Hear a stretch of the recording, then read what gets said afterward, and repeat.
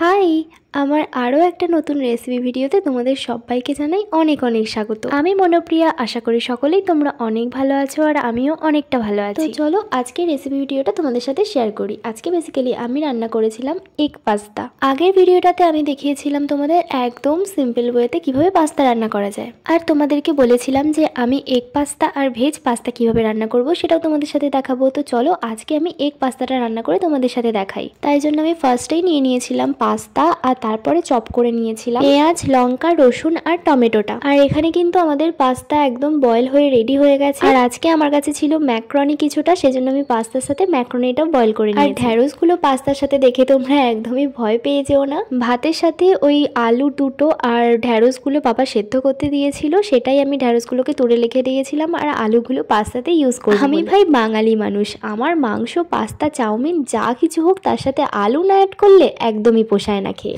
যাই হোক, এটা একদমই তোমাদের ব্যাপার যে তোমরা কি ভেজিস দেবে। আজকের পাস্তাটা আমি ভেবেছিলাম যে সাদা তেলে রান্না করব না, আমি বাড়ির তৈরি করা দেশি ঘিতে রান্না করব। তাই আমি এখানে নিয়ে নিয়েছিলাম পরিমাণ মতন ঘি। আর আমি এখন রান্নায় তেল, ঘি, বাটার এগুলো একটু কমই ইউজ করার চেষ্টা করি। ঘিটা গরম হয়ে গেলে আমি এখানে ওই যে চপ করে রেখেছিলাম পেঁয়াজ, লঙ্কা, রসুন, টমেটো ওগুলোকে ভেজে নিয়েছি খানিকক্ষণ। দেন দিয়ে দিয়েছিলাম ওই আলু কুচিটা, যে দুটো আলু সেদ্ধ করা ছিল সেই দুটো। আর তারপরে আমি এখানে সবগুলোকে খানিকক্ষণ ভেজে নেব। দেন আমাদের এগ পাস্তার মেন ইনগ্রিডিয়েন্টস এগ, সেটাই আমি এখানে ভেজে নেব। তাই জন্য কিন্তু আমি এখানে যে আলু, পেঁয়াজ, লঙ্কার যে টুকরোগুলো ছিল সেগুলোকে সাইড করে দিয়েছিলাম। আর দেন আমি এগটাকে মাঝখানে রেখে তেল দিয়ে ভেজে নিয়েছি। অনেকে এগটাকে আলাদা করে ভেজে পাস্তাটা রেডি হয়ে গেলে তার উপরে ছড়িয়ে দেয়, বাট আমার এইটা ঠিক ভালো লাগে না। আমার মনে হয় যেন ওই সবজিগুলোর সাথেই ডিমটা দিলে বেশ ভালো হয়। দেন আমি এখানে খানিকক্ষণ এগটাকে ভেজে নিয়েছি। আর ডিমটা কিন্তু তোমরা দেখতে পেলে মিক্স হয়ে গেছে একদম, খুব একটা ভালো ছাড়া ছাড়া হয়নি। আমি এইভাবেই করেছি, আমার অ্যাকচুয়ালি একটু মাখো মাখোটাই ভালো লাগে সেই জন্য। আর তারপর আমি এখানে পরিমাণ মতো নুন দিয়ে দিয়েছি, আর দিয়ে দিয়েছি কিছু ঘরোয়া মশলা, যেমন জিরে গুঁড়ো, পরিমাণ মতন হলুদ গুঁড়ো, আর দিয়েছি পরিমাণ মতন শুকনো লঙ্কা গুঁড়ো। তোমরা কিন্তু এখানে চিলি ফ্লেক্সও ব্যবহার করতে পারো, আমার কাছে ছিল না, আমি সেই জন্য ইউজ করিনি চিলি ফ্লেক্স। আর এখানে একটা কথা বলে রাখি, আমি কিন্তু এখানে কোনো রকম ভেজিটেবল ইউজ করিনি, আলুটা বাদে। আমি ভেজিটেবল দিয়ে আলাদা একটা ভিডিও তোমাদের সাথে শেয়ার করব, মানে পাস্তারই যে ভেজিটেবল পাস্তা সেটার, সেই জন্যই আমি ভেজিটেবল দেইনি, আমি অনলি এগ ইউজ করেছি। আর আলুটা কিন্তু আমার সব কিছুতেই যাবে, এটা কিচ্ছু করার নেই, কারণ আলু ছাড়া আমার কোনো কিছু খেতে ভালোই লাগে। তারপরে সব কিছু মশলা পাতি দেওয়া হয়ে গেলে আমি ভালো করে পাস্তাগুলোকে একটু নাড়িয়ে চাড়িয়ে নেবো। আর দেন আমাদের মেন ইনগ্রিডিয়েন্টস, মানে একদম স্পেশাল যে মশলাটা সেটা দিয়ে দেবো, পাস্তা মশলা। প্লাস আমি পাস্তা মশলাটার সাথেও কিন্তু আরও কিছু মশলা মিক্স করেছি গুঁড়ো করে।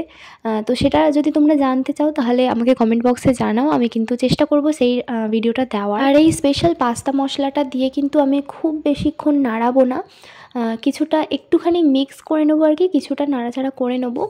দেন কিন্তু আমি অফ করে দেবো গ্যাসটা।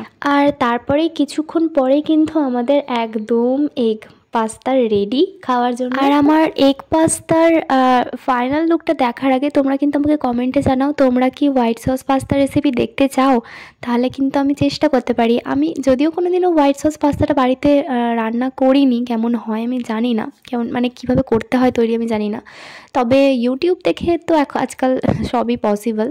তো আমি চেষ্টা করব তোমাদের জন্য সেটা শেয়ার করার, আর আমারও খাওয়া হয়ে যাবে অ্যাকচুয়ালি। তো এই যে আমি একটা থালাতে সার্ভ করে নিয়েছি, আমার কাছে প্লেট সামনে ছিল না, সেই জন্য আমি থালাতেই নিয়েছি। আর অনেকটা পরিমাণে যেহেতু করেছিলাম প্লেটে ধরতেও না। So this is the final look. পাস্তাটা দেখতে যতটা সুস্বাদু হয়েছে ঠিক ততটাই কিন্তু খেতেও হয়েছে। তোমরা এভাবে সিম্পল একদমই সিম্পলভাবে আমি রান্নাটা করেছি, তোমরাও কিন্তু ট্রাই করতে পারো। আর ওপরে আমি সস দিয়ে দিয়েছি, যেটা আমার খেতে দারুণ লাগে। একটু মেয়োনিজ দিলেও ভালো হতো, বাট আমি না চেষ্টা করছি একটু কম করার, তবুও হচ্ছে না, কী আর করা যাবে। তো ওকে, এটাই আজকে শেয়ার করা ছিল তোমাদের সাথে। তো খেতেও কিন্তু দারুণ হয়েছিল। আর তোমরা কিন্তু ভিডিওটা ভালো লাগলে একটা লাইক করেই দিতে পারো আর চ্যানেলটাকে সাবস্ক্রাইব করে দিতে পারো আরও রেসিপি ভিডিও দেখার জন্য। আর আমি ডেলি কিন্তু একটা করে শর্টস, 2টো করে শর্টস আমি আপলোড দেই।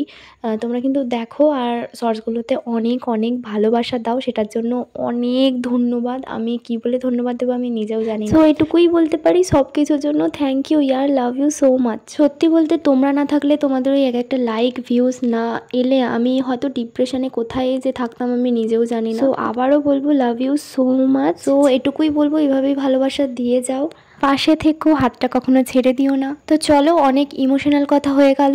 তো নেক্সট আবার কোনো একটা রেসিপি ভিডিওতে অবশ্যই দেখা হবে। ততক্ষণের জন্য টাটা।